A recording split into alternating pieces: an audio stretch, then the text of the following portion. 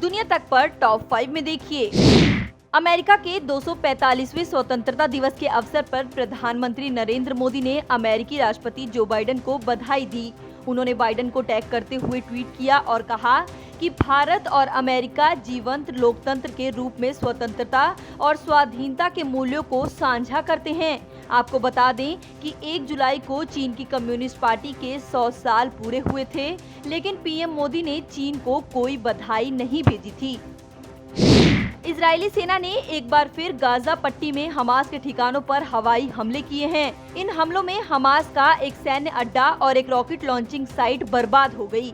बता दें कि नेफ्ताली बेनेट के प्रधानमंत्री बनने के बाद इजरायली सेना कम से कम 5 हमलों को अंजाम दे चुकी है। इन हवाई हमलों पर प्रधानमंत्री नेफ्ताली बेनेट का बयान सामने आया है। उनका कहना है कि अगर गाजा पट्टी ने कोई गड़बड़ी की तो उसे कड़ा जवाब दिया जाएगा।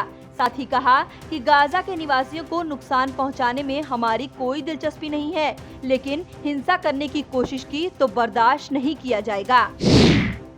दुनिया की सबसे शक्तिशाली ई-कॉमर्स कंपनी के सीईओ जेफ बेजोस अपने पद से इस्तीफा दे देंगे।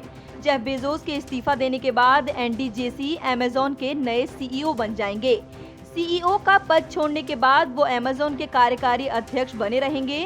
जेफ बेजोस अपने नए करियर की शुरुआत करने जा रहे हैं। बताया जा रहा है कि बेजोस अब अपनी परियोजनाओं में ज्यादा वक्त देने के लिए ये फैसला कर रहे हैं, जिसमें उनकी space exploration company blue origin मुख्य है।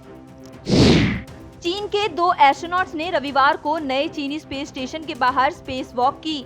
ये दोनों चीनी एस्ट्रोनॉट्स स्टेशन के बाहर 15 मीटर लंबी रोबोटिक आर्म को लगाने के लिए पहली बार खुले अंतरिक्ष में गए थे। चीनी एस्ट्रोनॉट 17 जून को चीन के तीसरे ऑर्बिट स्टेशन पर 3 महीने के मिशन के लिए पहुंचे हैं। ये मिशन चीन के महत्वाकांक्षी स्पेस प्रोग्राम का हिस्सा है, जिसमें मई में मंगल ग्रह पर रोबोट रोवर को उतारना भी शामिल रहा है। ये मिशन ऐसे समय पर शुरू किया गया है जब चीन की सत्तारूढ़ कम्युनिस्ट पार्टी ने अपनी स्थापना के 100 वर्ष पूरे कर लिए हैं। चीन ने हाल के दिनों में स्पेस को लेकर अपनी महत्वाकांक्षाएं दुनिया को दिखाई है। ये तेजी से स्पेस के क्षेत्र में भी बढ़त हासिल करने में जुटा हुआ है।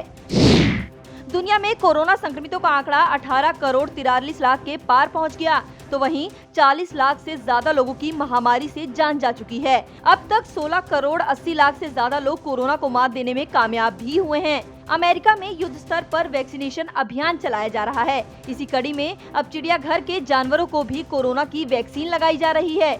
शनिवार को ऑकलैंड के चिड़ियाघर में जानवरों को कोरोना की वैक्सीन लगाई गई। सबसे पहले जू के टाइगर जिंजर और मौली को वैक्सीन दी गई। धीरे धीरे चिड़ियाघर के सभी जानवरों को कोरोना से बचाने वाली वैक्सीन लगाई जाएगी।